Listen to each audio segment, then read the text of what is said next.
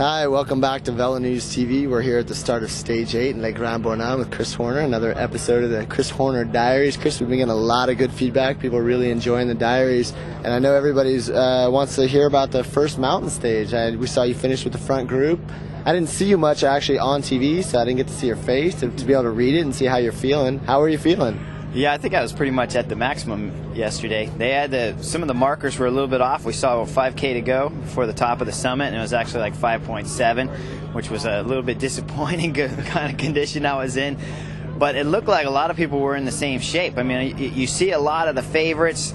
Levi looked good. Christophe Moreau looked really good. Cadel looked good. Some of the Rabobank guys looked really good. Decker's one of my outside picks. Way out, you know, if you're taking an outside pick, that's one of my outside picks to do something good in this tour, and he looked good yesterday.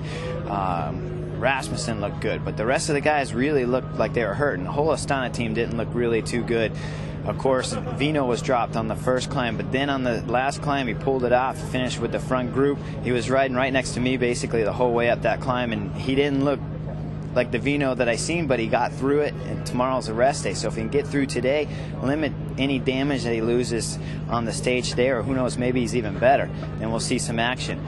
Yesterday we called the tactics. I called the tactics a little bit wrong. I thought we'd catch the break. We didn't, but we did go over the top with 25, 30 guys, which is what I expected of the favorites all there. And yesterday you didn't see the tour won or lost yesterday. Sure. You just saw it go over, which I thought was a little bit strange. I thought we'd really see everyone take advantage of Vino being in a bad condition that he was, but no one did. They all held back. Moreau certainly had the legs, I believe, to do something, and he still held back to see what would happen. So maybe today we see with a mountaintop finish, of course, now you're going to see someone try something. Yeah, it's always interesting to see how a stage like yesterday is going to play out, given today's stage with the three Cat 1s at the finish and the summit, you know, at the end. Well, absolutely. Without Vino being sick and injured, without the problems that Astana's had before yesterday's stage, I would have said that's how it's going to play out. But when those riders were in that kind of condition, I thought maybe the directors would just take the most aggressive approach possible and try to eliminate them right away. Don't let those guys get to the rest day like we talked about yesterday, because if they get to the rest day and they come back 100%, they are still the favorites here. They just, you know, today and tomorrow, or I'm sorry, yesterday and today was time that you could possibly have taken on those guys, and it didn't seem like the favorites were willing to take that risk, which has surprised me. What about the climbs that you're going over today? Which of these climbs have you done before? How well do you know them? I really don't know them at all. Maybe I've told we've done some of these before 2 years ago or something like that, so maybe when I get on them I'll remember doing them, but I haven't pre-ran any of the courses. Cadel has, though, and so I'll be near Cadel on the finishing of all the climbs. And so he'll be able to instruct me on, okay, we got a section here, it's going to be hard, section's going to ease up here.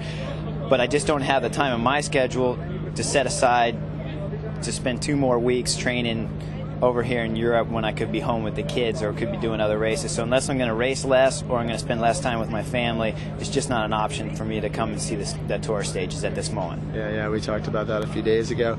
How much is the heat going to play a factor today? I mean, it's pretty warm. It's not yet noon and it's hot. Absolutely. Yesterday, after the climb, we came down the climb, and as soon as we got down to the bottom, I wanted to take Cadel into the last corner there to make sure he was in a good position, because we weren't real clear on how steep the finish was going to be yesterday. Was it going to be 2% or 5%? Some of the guys were thinking it was coming out to be 5, and that's pretty significant.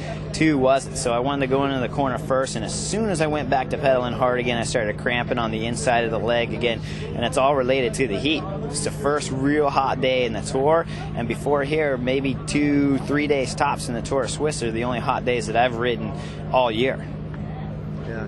Hey, well, I wanted to get to our reader questions, because I mean they've been flooding in. It keeps sending them in, by the way, to VeloNewsTV at InsideInc.com. It's been a lot of fun reading them, and I've forwarded a few to you to check out. But this one I really enjoyed, and it comes from Drake Sladky, who's serving in the Army in Afghanistan right now. And it's funny because he says it usually takes him about 30 minutes to download the video clips, but every morning he does it, and he said it's well worth it. So he's really enjoying it. You're keeping him entertained out there.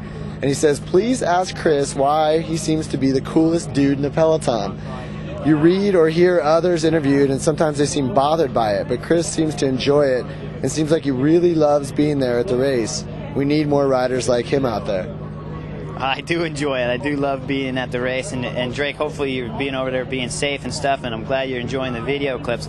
But yeah, I love being here. It's where I want to be. I mean, I have 3 kids back home in the States, and so I miss my kids. I miss my girlfriend incredibly. I got a few more years left in me to enjoy bike racing. If I don't enjoy it, I'm out of here. Yeah. Is there a sentiment, would you hear from some riders that they just don't really like to be interviewed, or they don't want to talk to the press? I mean, oh, absolutely. Sometimes it's the questions maybe they're getting answered. Maybe they're getting answered the same questions too often, or something. Sometimes they're maybe getting answered questions they don't like talking about.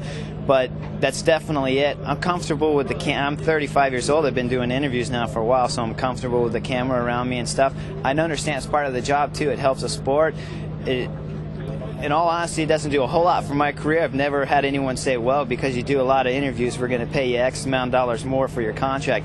I honestly feel like I've only gotten paid contract-wise for what I do on the bike.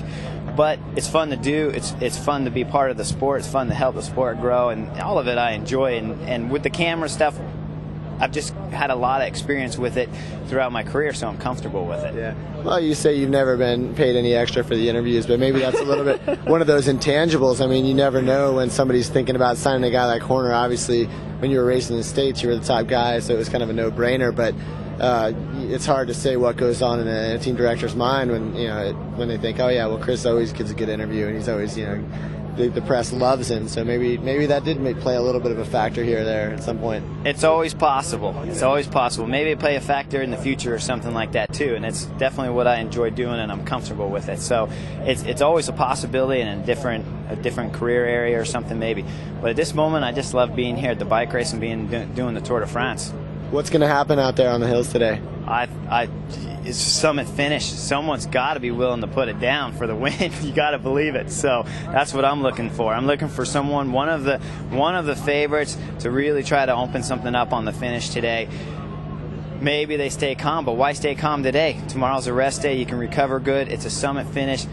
Again, we're coming into Vino is still not 100%. Someone's going to have to take advantage of that, or they're going to end up regretting it later in the future. All right, Chris, thanks for the time. As always, a pleasure. We'll talk to you tomorrow. Thank you.